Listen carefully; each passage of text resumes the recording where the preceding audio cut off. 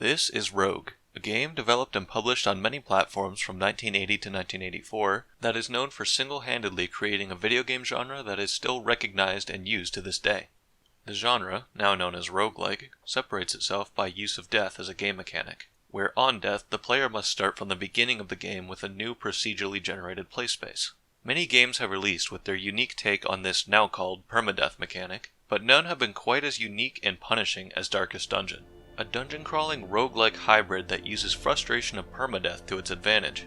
Allow me to explain why Darkest Dungeon is a revolutionary entry into the roguelike genre, as its use of permadeath as a game mechanic ties directly to its core theme of hopelessness and despair to engage the player.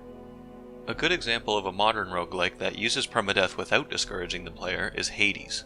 Hades rewards the player with permanent upgrades and minimal losses upon death to maximize enjoyment, while making each run through the game feel unique and giving a sense of player progression. This way, the core game loop remains interesting and the player never feels like they are set back at any time. On the opposite side of the spectrum, we can take Minecraft Hardcore mode. If the player dies on a hardcore Minecraft world, everything is lost, including anything built, places explored, items found, and the world the player lived in.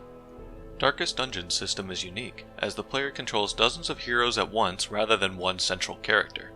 Heroes grouped in fours can be taken into dungeons to level up to a point where they can take on the game's final 4 levels, the Darkest Dungeon. Heroes can be equipped with permanent upgrades similar to Hades, but are tied only to the single hero that is upgraded and are not shared. As such, resources spent on any one character will vanish upon their death. Darkest Dungeon's death system lies more on the punishing side, as death is not rewarded in any way, and all rewards will come successfully after completing a dungeon, rather than after a hero dies. This makes every dungeon run a stressful and tense experience, as the player could potentially lose a large amount of progress if too many mistakes are made.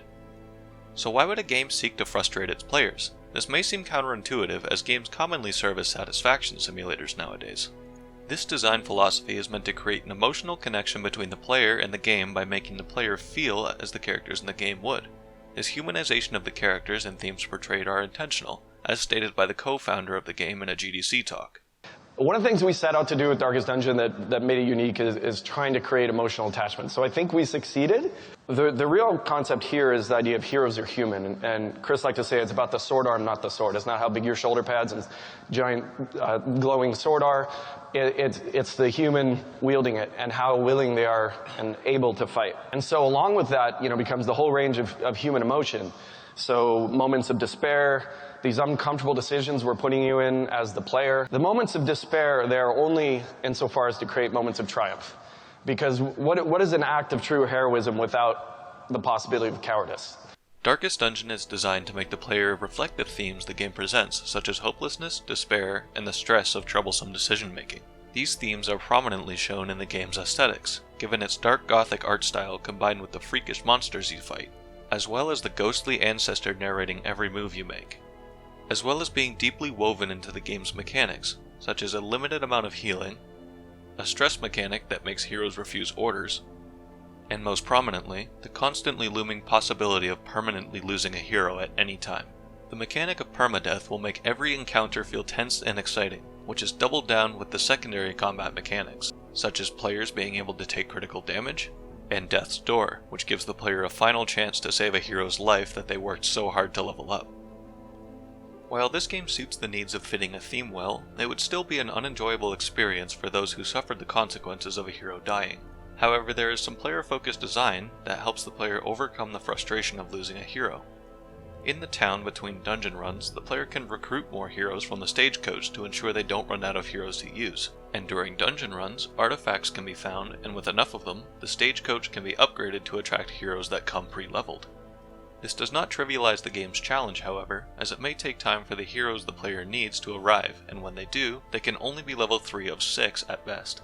Given this, the mechanic of permadeath is still meant to be revered in every combat encounter, but if a player loses a hero, they will not have to start from the beginning either, and is made to be more of a setback that should be avoided at all costs.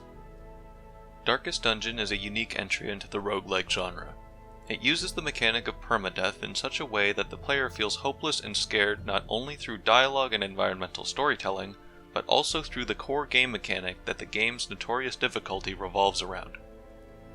For the emotional connection it creates between the player, heroes, and game space, I believe Darkest Dungeon's use of permadeath is masterful, and its application into a setting can be learned from by future game designers.